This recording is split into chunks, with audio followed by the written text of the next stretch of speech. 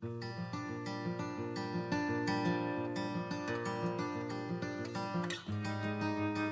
is April the 20th. How did Saul do as king of Israel? Today, let's look at the good as we read 1 Samuel 11 to 13.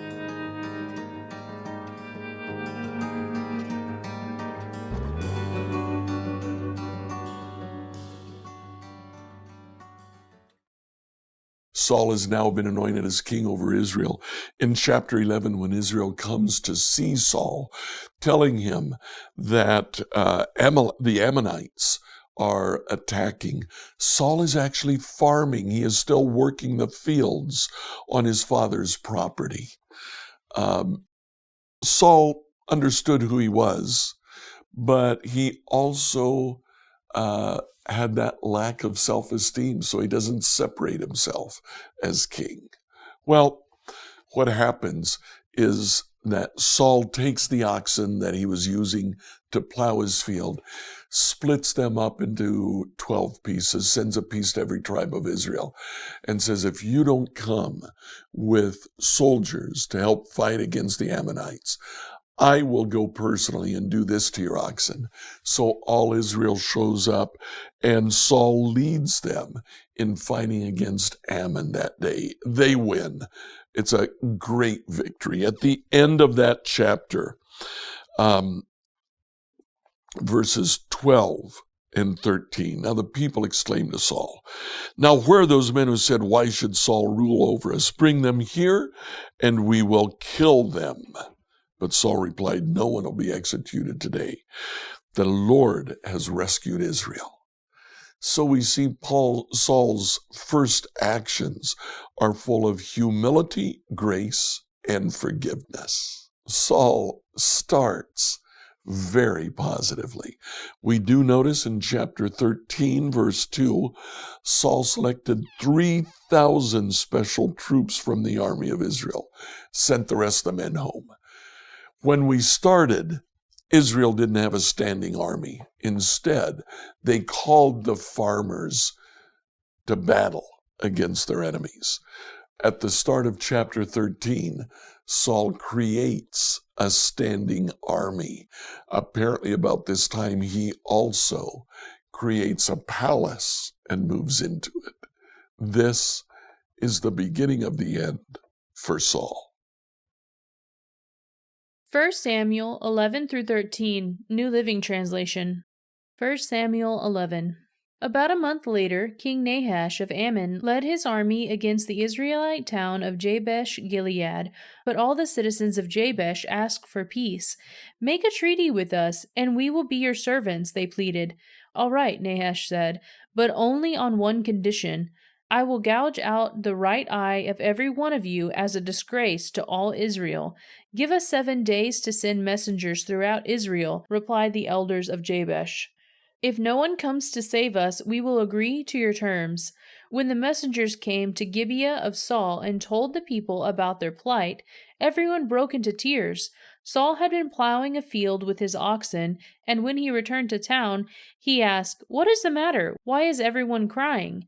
So they told him about the message from Jabesh.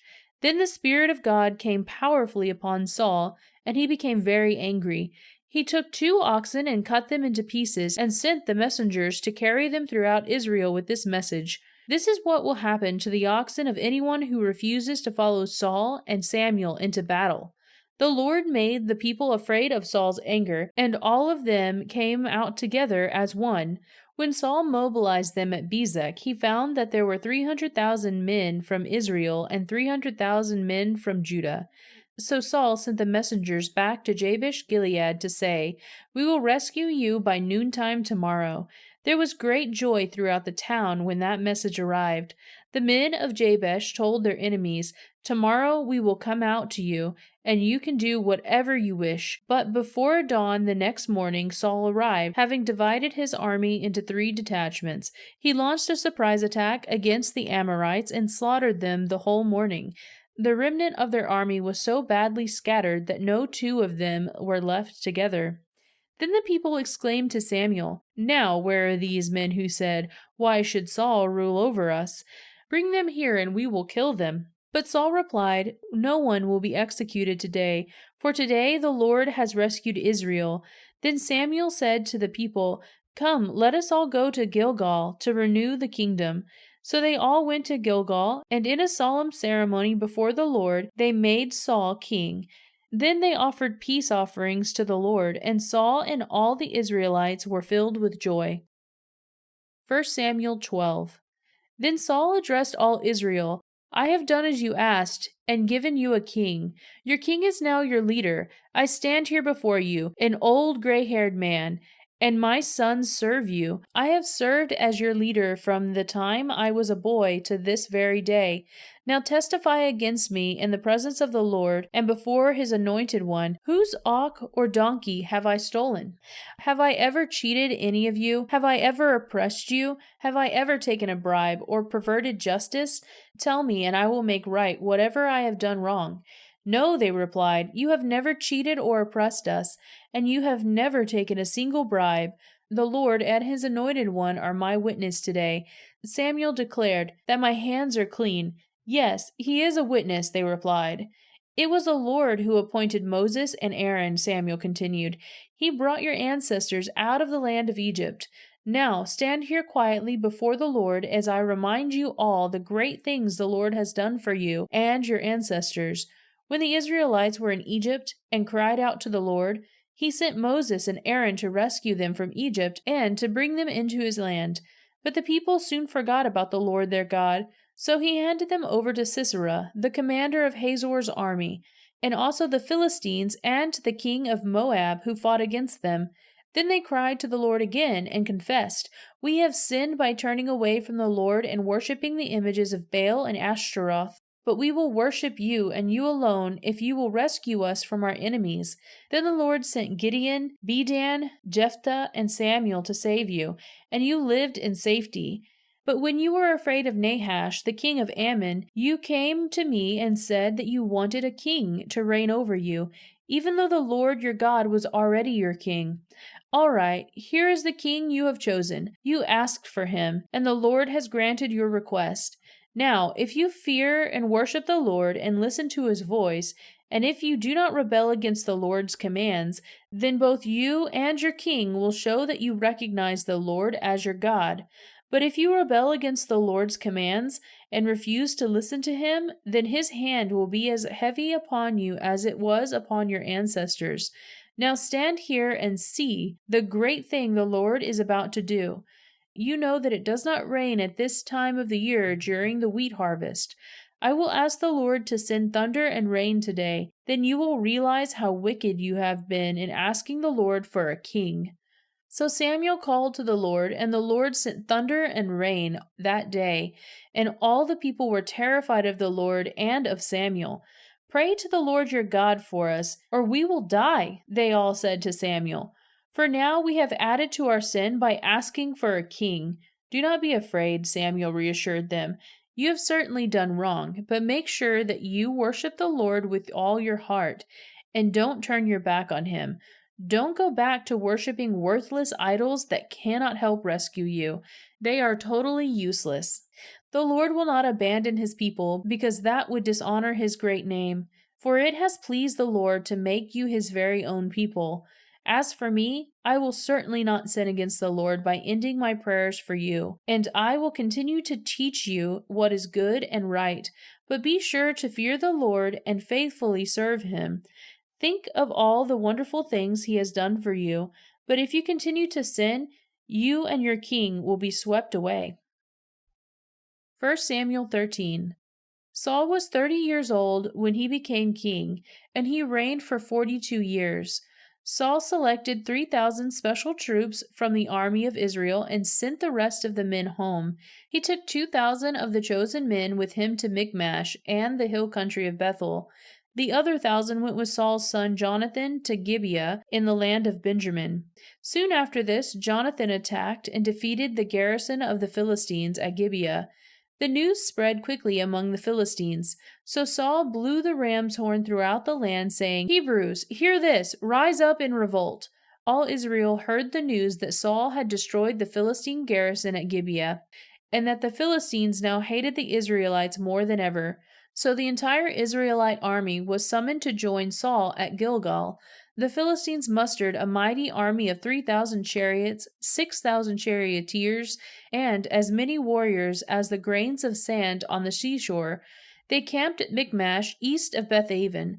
The men of Israel saw what a tight spot they were in, and because they were hard pressed by the enemy, they tried to hide in caves, thickets, rocks, holes, and cisterns.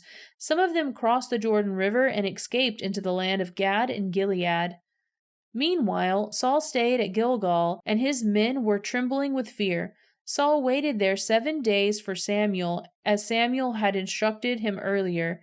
But Samuel still didn't come. Saul realized that his troops were rapidly slipping away, so he demanded, "Bring me the burnt offering and the peace offering." And Saul sacrificed the burnt offering himself.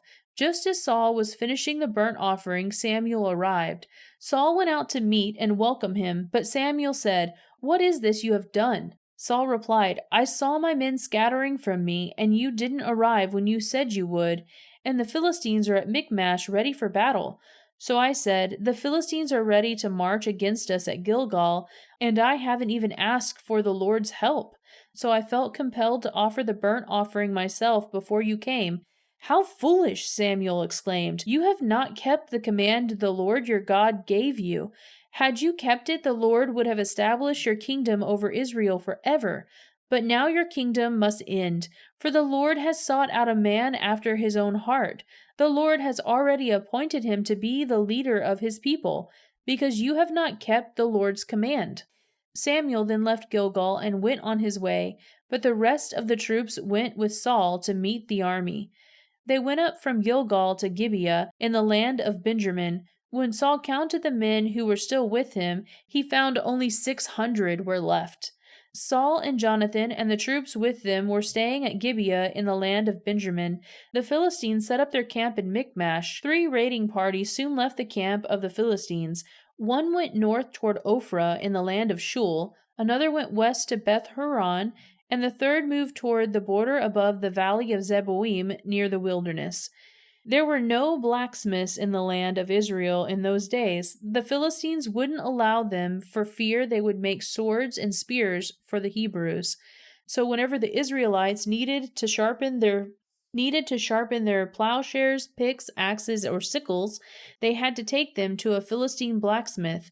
The charges were as follows: 1/4 of an ounce of silver for sharpening a plowshare or a pick, and 1/8 of an ounce for sharpening an axe or making the point of an ox goad. So on the day of battle, none of the people of Israel had a sword or spear except for Saul and Jonathan. The pass at Michmash had meanwhile been secured by a contingent of the Philistine army. Scripture reading by Emily Herrera. Like, follow, and subscribe to this devotional on whatever platform you use to listen to it. Email your questions to us at questions@becomehope.com. Tomorrow, we'll continue answering the question, how did Saul do as king of Israel?